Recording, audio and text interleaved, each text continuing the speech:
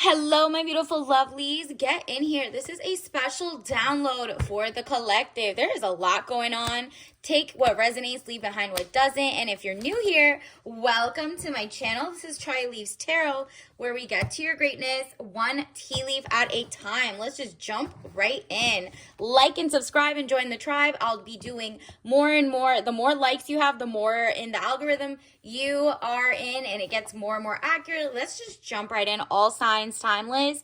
Wow, your person doesn't know how to spell. And I know you're not elitist in that sense, and you're like, I usually don't pick your, rain, and rain. But like, if it's like rain in, or reindeer, or raining on your parade, or just like so many different types of rain, all three, they can't spell or fix the different or know when to use them, you're like turned off by whoever that is, whether it's your boss, someone you're dating, or like texting, or like one of your friends, and you're just like, I just have a few pet peeves, and I just feel like we're not on the same level. You don't, double check. It shows they don't double check.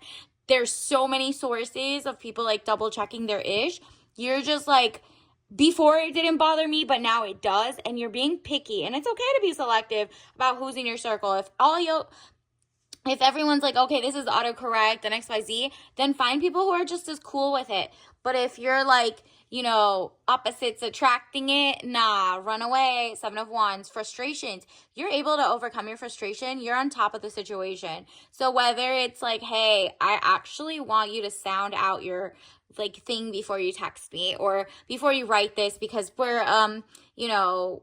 supposedly learned, or, there's just so many different things, and you're just like, I can't tell the difference because you can't tell the difference. What do you mean in this context? Do you know how to write rogue, or are you spelling it like rouge? Like, there's just so many things. I even saw, like, it's just a lot. You're realizing even people who supposedly were experts are not doing it correctly. Everybody's just moving too fast. Maybe that's what it also means. Maybe they usually know how to spell, but they're just like texting in frustration and fear and whatever, or just like in a rush, and you're like, calm down. I'm very soft life. I'm sophisticated. I like to think before I speak, or I like to read things through, and we're just not, on the same level. Not on the same level, but just we're not aligned in that sense, okay? Stand up for yourself.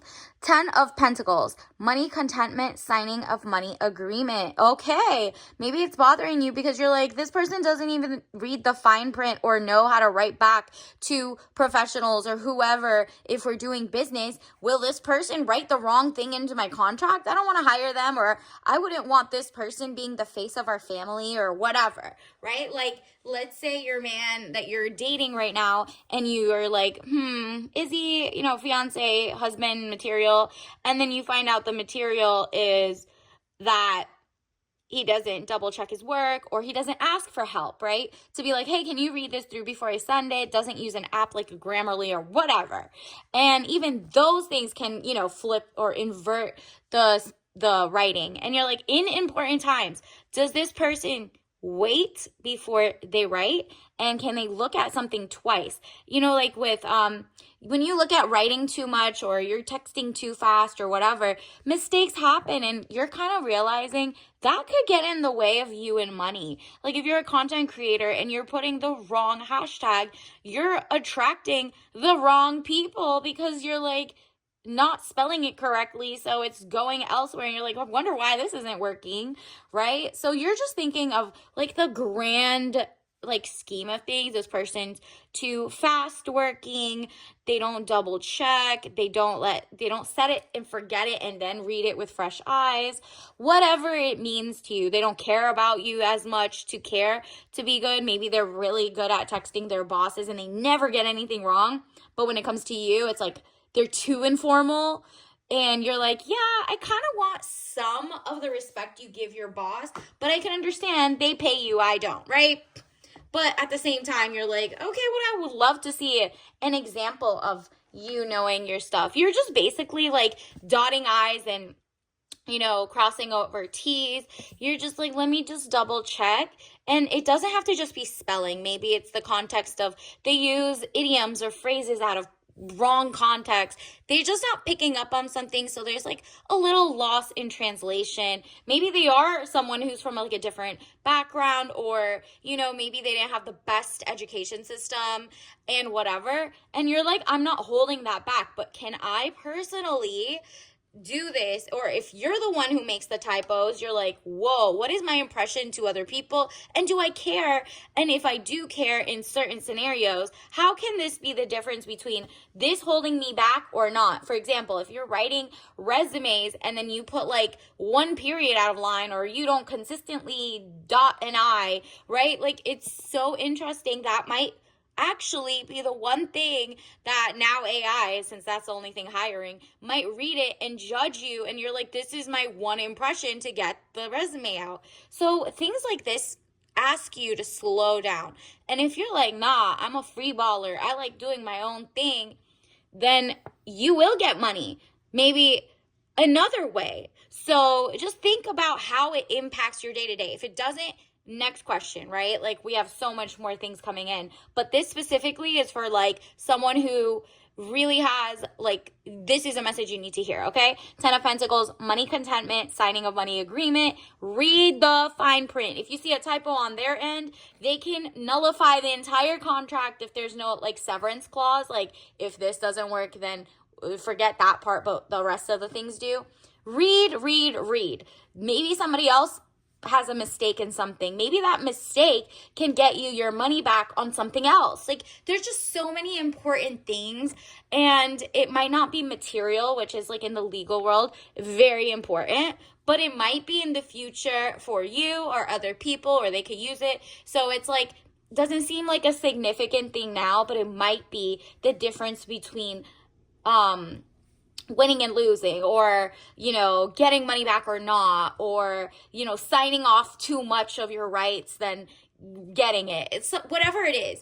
And also, do not fall for the okie doke. Whoever calls themselves a expert, non-expert, the real expert is you and the reactions you're getting or not getting, right? Like, that's a lived experience. You don't have to go around the world to know that this might not be good, or it's offensive, or XYZ. Like, just use common sense. 7 of Cups, all that glitters is not gold. Look beyond the clouds, money improvements. There you go. Another money is coming in for you because you're noticing something. You're noticing pattern recognition. You're noticing like very small habits will be the difference between the people who spot inconsistencies or don't. Like, if you're in your like, I need to do everything fast phase, and like, then that's one era of your life. But when you mature, or if you're like, you know, going back into like retirement or Zen, little things can matter or not matter. You get to decide. But you just need to not, look at this, the Fool card, good friends, happiness, needing to take a giant leap forward. So no matter how many friends, good friends, whatever, it's like a new you. You're looking at everything with fresh eyes. You're like, you know what? Maybe I have been moving too fast. I feel like I'm going slow, but maybe let me see what happens if I'm intentional, or if I notice a little more. Maybe you haven't noticed this person always messes up this one word, and you just felt like, I don't want to correct them. I would be too elitist or uppity or whatever. And really, that's just like, guess what? That's you not standing up for yourself because you feel like your friendship isn't good enough in the first place, right? That says a lot about your friendship if you can't constructively criticize. Not go, oh my gosh, you're writing this wrong, blah, blah, blah. Like, you always get this wrong. More like, how about either unfriend or don't, but you know, whatever. Don't be around the bosses that are that sloppy, because it could be jeopardizing your license or your whatever, right? Or just like, you know, distance yourself if it really bothers you, because, or just like not be confrontational, but confront the issue in a kind way, and maybe be like, oh, I'm sorry, like, can I just fix this for you? And if it still bothers you, if it bothers them and they get offended, I guess it is what it is. And if it's just something you're like, okay, noted, I can't really tell them to do this for me, can't count on them. If it's your like loved one, like for example, your man or whatever, you have to realize maybe you're settling for someone who moves too fast. Maybe it's good. Maybe they're like a really good builder. Like they're great. They're like great at, they have connections, social impact. So you got to weigh it. It's like pros and cons of staying with this person or not. But without having the conversation, or if it's that fragile that you can't bring this conversation without them thinking you're after them or being mean, then that's not a solid foundation in the first place. So it's kind of like, if you can't talk about this, what else are you not able to talk about in terms of like building a real relationship with a strong foundation? Is it all on sand and lies and being scared to stand up for yourself, or, you know, just notice things and be like, hey, I just realized. So in like 30, you know, they say like most relationships or marriages, especially now, or going forward, people should worry about the little things, because the little things become the big things. Think about a rock in your shoe, right? So if there's like a little rock, a little stone in your shoe, and you just, you know, the first hour it's just like a little annoying. By hour 3, this thing is like bothering you so much. You have like a little scab, maybe your foot's bleeding. It's just a lot, right? Like it's more and more the little rock in your shoe. That's what you got to think about it. The little typo in the text that you're getting as boyfriend, girlfriend now might be a pet peeve, because now he's messed up your mortgage when he signed away the rights, or now he didn't read the fine print, or now he worked too fast and didn't care about mistakes, and now you have like drafted the wrong contract with something else, and the other side's appellate attorney like appealed the entire thing, and now you don't get any of the contract because of this one word, one comma, one thing, right? Or, you know, that's really how little things become big things. You don't have to think that big, like snowballing, but it's just like, just think about it. Queen of Cups, a woman over 25 years, blue eyes, fair or brown hair. If you don't look like that, soft, gentle, motherly. That's how you're going to approach this. Very zen, very loving, but also very, you know, like, I want you to be better. Like, I just want you to be better. Like, let's just work this out. And maybe the conversation you're having is you to you. You're like, whoa, I didn't even think about that. I've been typing like all over the place with other people because I don't really care. But like, maybe I'm showing them I don't care about them, or their writing, or that there's communication issues or something. Maybe I'm not putting my best foot forward in courtship of this woman or the guy, right? 5 of Wands, arguments, battles around you. There you go. That's like, everybody is kind of like take their 2 cents or give their 2 cents, and they're arguing about like what's the right or wrong way, and who's an elitist versus who is an expert versus who is whatever. You're like, I'm just gonna treat everybody the same and be like, if I want this as my day-to-day quality, I just want it. Okay, you could be like, I've only gone to I haven't gone to higher ed, or I didn't even go to school, I didn't do XYZ, but at least I know how to know the difference between this, your, and your, right? Like where the apostrophes go, where the whatever, right? So you're like, to me, that's important. That's literally, find something small that you really find important. This is just like your pet peeves, like you don't like certain things, and figure out, is this something you could live with? Is this something that could be a problem down the line, whether you're employing people or not, or if you're going to work for someone who is under you, like you, let's say you're at a big law firm and the person under you, not like the junior, because you can still tell them to correct an XYZ, but maybe like the librarian of the office or the paralegal who not necessarily went to the same schooling as you, but they know better, right? Like they're supposed to catch your mistakes and now they're not. That makes you realize like, okay, I need to be really, I need to stand tall in this, because this can go out of whack in the wrong way if I don't have a great support team or whatever. The Hermit, loneliness, unattached, soul searching, time needed, or time alone. Yeah, you're looking into yourself and you're like, what do I really want? What do I really like? It doesn't have to just be spelling. That's just the example that came. It could be something like people who have straw man arguments, or they're pro or con, being a neocon or warmongers. These little things add up as a philosophy of life, or because let's say typing or texting can be the philosophy of life. There is that they like speeding through stuff and don't double check. And maybe your philosophy is always check things twice, or I don't know. You have to figure this out, but you will be triumphant. Three of Cups, celebration, bright happening. So congratulations in advance. You will have like a winning moment. Like you're going to say it in a very kind way where you can actually have like a celebration. Or if it's like you're going to have to just break up with them or whatever, your ladies will be there to be like, girl, ladies night out. You are settling. You were settling. No offense to them. It just takes longer to teach basic things that you think are core values or core, core basis of writing or reading or whatever, right? Like if you don't think that's the problem, then you're gonna decide that. But you do need to take inventory on what bothers you. Why does it bother you? Are you doing too much? Are you being too elitist? Or is this just really annoying to you? And it is what it is. That's what you like, So that's up to you. And also let's get you a tea leaf message card. Wow, follow the money. Lobbies, monopolies, foreign states, money. Yeah, like if you don't agree about little things, do you agree about the big things? Like who is getting paid and why and who's on the board of directors and what?